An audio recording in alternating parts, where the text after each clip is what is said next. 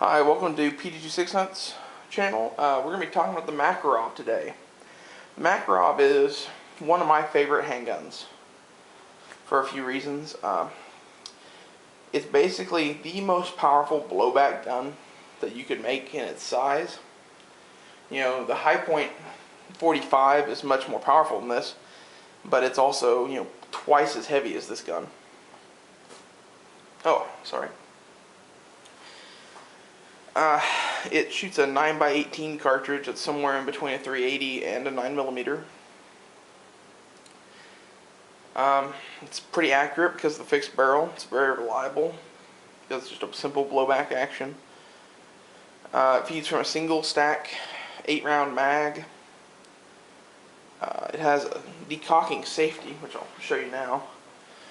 This particular model has adjustable sights also. But on the side here, you have a safety that decocks the gun. Anyone familiar with Walthers is going to be horribly confused by this because it's the exact opposite motion. Double action on this gun is okay. This one, when I got it, was really rough, and I basically sat around doing that until it smoothed itself out. I probably dry fired this thing like 300 times. And that's kind of a tip for you too. If you have a gun with really rough double action, try shooting it a bunch. It usually smooths itself out. Its single action is the one you're probably concerned about because that's what you're going to be shooting most of the time. And I'd say it's about 5 pounds. Right on the nose, probably 5 pounds. And for all you safety Sallies out there, I cleared the gun before the video. I usually always tell people that after I dry fire it the first time. I don't know why, it's just my own weirdness. I can't fucking stand the whole, let's make sure it's safe. I guess I'm more of a danger up type guy. My gun is loaded and I feel safe, or whatever Dizzy Bomey says. Anyway. It's a great size to carry, but it's kind of an old school gun because it's all steel. So it may not be the ideal, carry gun for you just because of the weight. I think a lot of people overthink the whole weight thing. You're saving a lot of weight on this gun by the fact that it shoots really tiny, lightweight bullets. I mean, if you compared this loaded to a Glock 17, it'd probably be about the same.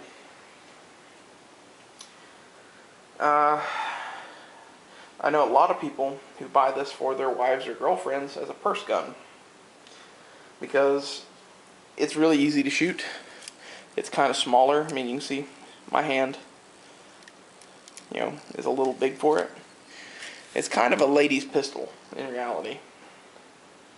Just the Russian philosophy on handguns is basically that handguns are carried by officers who shoot enlisted men who don't do their jobs. Kind of has always been that way. If you look back through history at Russian military sidearms, the only combat handgun they ever really issued was probably the Tokarev, and it was even based off a Browning pocket pistol. I mean, it's still not really a combat handgun, that's my point.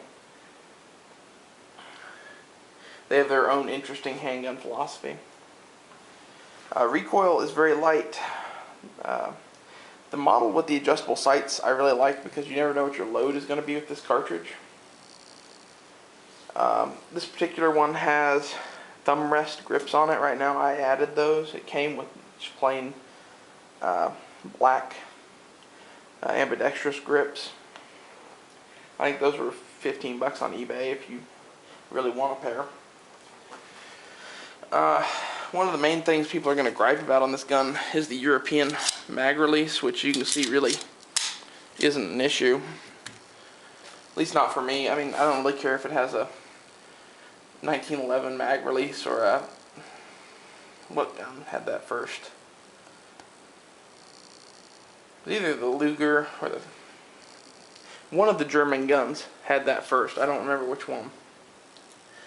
I want to say the Luger's was different than that. I know Walthers have had that release for forever. It's probably them, but anyway, it doesn't really matter. Most Americans hate that magazine release. which is why it amazed me when,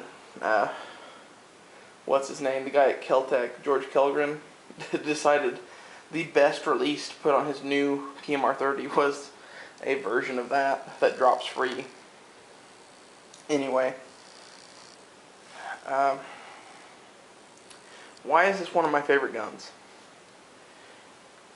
It works. It lasts damn near forever. It's a good carry gun, and it's cheap.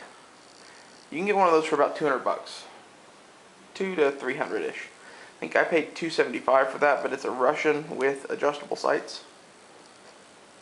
They're great guns, and now you can get Hornady. What is it, XTPs, or is it Hornady Critical Defense XTPs for the 9x18 Mac. It's about 20 bucks for 25 of them. That would be my carry load in that gun. I have a box of them in the other room. I'm just not going to waste the camera time to go get them.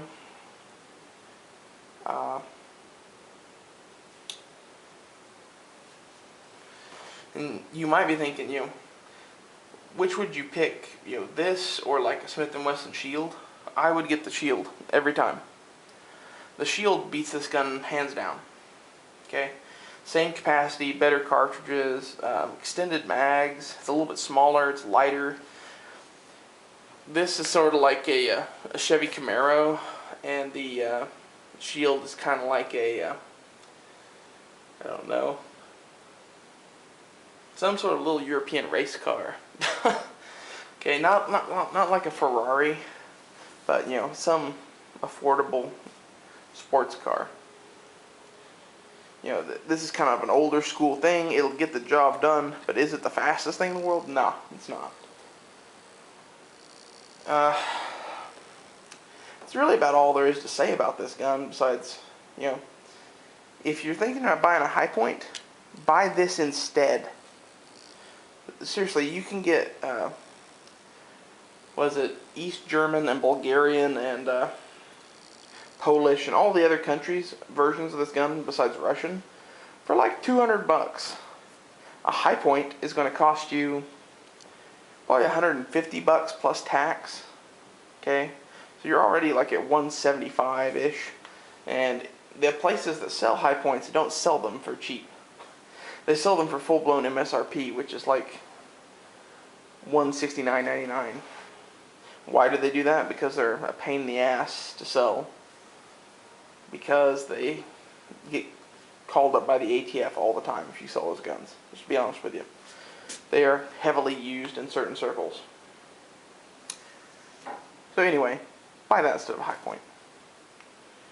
Thanks for watching. Be sure to thumbs up the video and please subscribe. See you later.